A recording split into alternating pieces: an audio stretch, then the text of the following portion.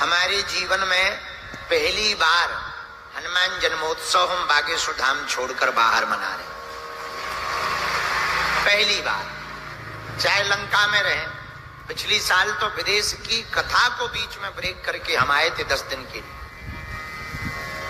शायद विदेश ही थे, कहां थे, नेपाल या दुबई थे। वापस आए थे कि हनुमान जन्मोत्सव है, चाहे जो हो जाए। कहीं तो थे, अब ध्यान नहीं है, बीच में ही कहीं का कथा तो पूरी की थी, पर वापस आए। लेकिन अब ये भी तो अपना ही धाम है।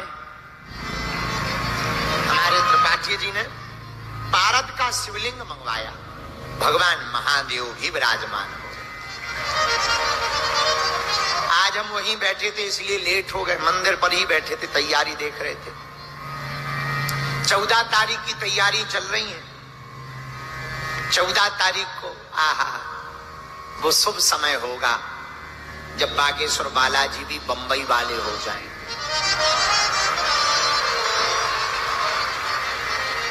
उसका एक अलग आनंद होगा, है? तो 14 तारीख को दर्शन प्रारंभ हो जाएंगे। हम लोगों के सबके भाग्य हैं। बालाजी के दर्शन होंगे, महादेव के दर्शन होंगे, राम जी के दर्शन होंगे, भविष्य में सन्यासी बाबा के दर्शन होंगे। कितना आनंद नहीं आएगा। तो उसी दिन रात्रि काल में दिव्य दरबार लगाया जाएगा। बोलो सीताराम, जोर से बोलो। आज जो है हम सब प्रातः काल से ही श्री हनुमान जन्मोत्सव का पावन उत्सव मना रहे हैं। सरकार का उत्सव मना रहे हैं।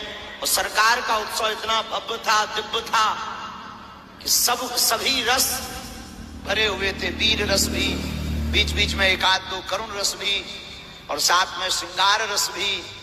सभी रसों का समावेश था।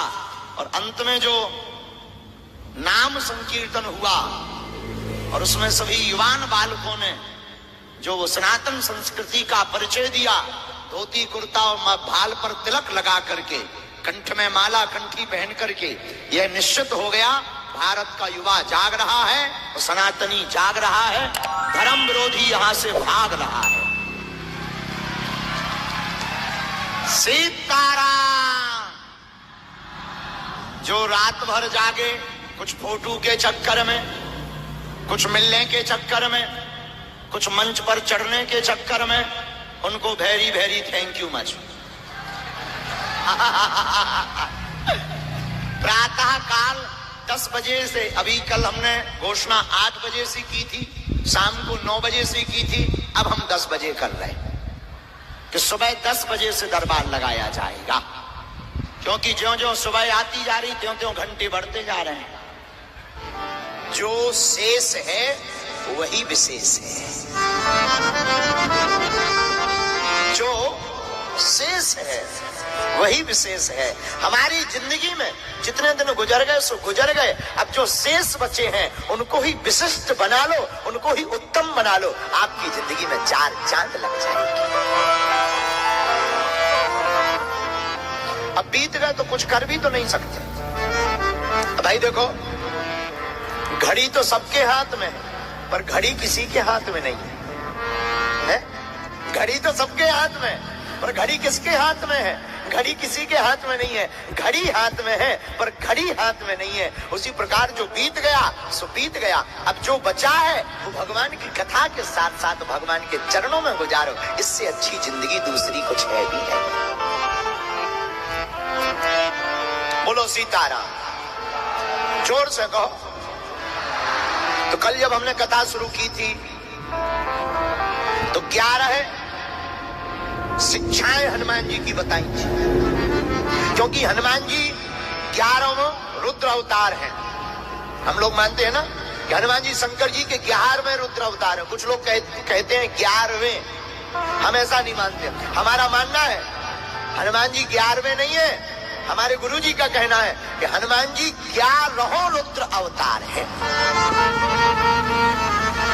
11 रुद्र अवतारों का सार श्री बजरंगबली। क्या कहना।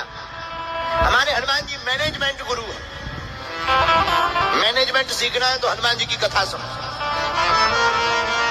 दास्ता सीखनी है हनुमान जी की कथा सुनो, स्वामी बनकर के क्या काम है ये हनुमान जी से सीखो।